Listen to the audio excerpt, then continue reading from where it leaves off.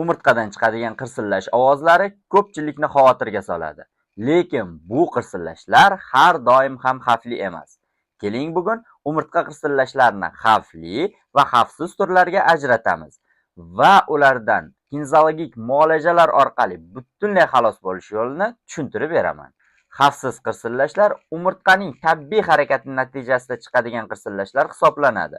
Bularga birinchi bo'shashgan bo'g'im va mushak sindromi kiradi. Bunda qanaqa bo'ladi? Bunda bo'yin, ko'krak va bel umurtqalari atrofidagi muskullar va bo'g'imlar zaiflashib, kuchsiz bo'lib qolishi natijasida tanamizning og'irligini muskullar emas, umurtqa pog'onasi ko'taradi va ular bosim natijasida bir-biriga yaqinlashib qoladi.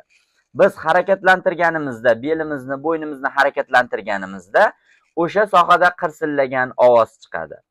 Bundan tashqari, harakatsiz holatda bo'ladigan qirsillashlar, ya'ni harakatsizlikdan keyingi qirsillashlar. Bularga ma'lum holatda kompyuterda o'tirib yozganimizda, ish qilganimizda, uxlab turgan vaqtlarimizda, mashina haydaganimizda, ya'ni bir xil holatda qolib ketganimizda, o'sha holatdan chiqayotganimizda, ya'ni harakatga kelganimizda, belimizda, bo'ynimizda qirsillagan ovozlar eshitiladi.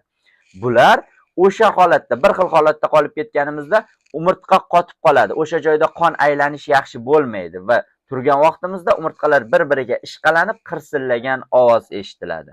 Xavfsiz qirsillashlarni haqiqatdan xavfsiz deya olamizmi? Albatta yo'q. Bularga ham ma'lum buzilishlar natijasida, ya'ni muskullar, bo'g'imlar zaiflashib, kuchsizlashib qolishi natijasida umurtqaga bosim tushib, ulardan qirsillagan ovoz chiqyapti. Biz ularni ma'lum kasallikning sababi bo'lmaganligi uchun xavfsiz turga ajratamiz. Lekin ular shu holatda davo muolajalarisiz ketadigan bo'lsa, keyin ma'lum kasalliklarni keltirib chiqaradi va ular xavfli qirsillash turiga aylanadi. Harakat chegaralanishi deganimizda, bo'ynimizni yelka tarafga burganimizda oxirigacha burilmaydi, ma'lum darajada qolib ketadi, ya'ni yelkagacha bormaydi. Yoki belimizni egganimizda oxirigacha egilmaydi. Bu holatlarda umurtqaning harakati chegaralangan bo'ladi. Bu ma'lum kasalliklarning belgisi. Bu kasalliklarga birinchi navbatda umurtqa pog'onasidagi osteoxondroz eng ko'p tarqalgan kasallik hisoblanadi. Osteoxondroz bu bo'g'imlar, umurtqa pog'onasining o'rtasidagi disklarning yemirilishi hisoblanadi va disk yemirilgandan keyin umurtqa tanalari, suyaklari bir-biriga ishqalanib, qirsillagan ovoz chiqaradi. Bundan tashqari, umurtqa pog'onasidagi protruziya, grija kasalliklari natijasida qirsillashlar bo'ladi.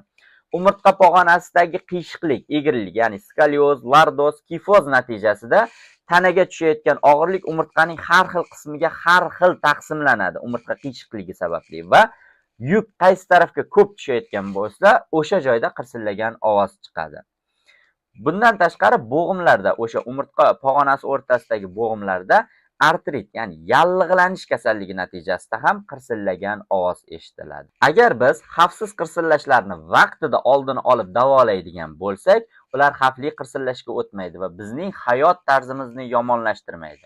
Og'riqlar yuzaga kelmaydi. Xavfsiz qirsillashlarni uy sharoitida to'liq davolasa bo'ladi. Buni YouTube kanalimizda maxsus mashqlar orqali tushuntirib berganmiz. Agar qirsillash doimiy, og'riqli va harakat chegaralanishi bilan kechayotgan bo'lsa, demak sizda allaqachon kasallik rivojlanib bo'lgan. Ya'ni umurtqa pog'onasida osteoxondroz, grija, protruziya, umurtqa qiyshayishi kasalliklar rivojlanib bo'lgan. Bularni uy sharoitida davolash birmuncha qiyinchilik tug'diradi.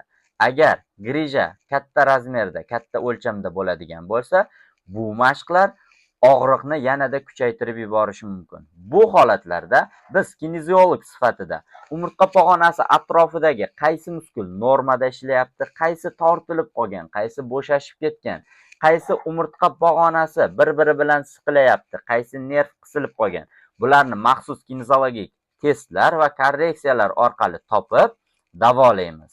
Agar sizda umurtqa pog'onasi bilan bog'liq kasalliklar bo'lsa, bizga murojaat qiling.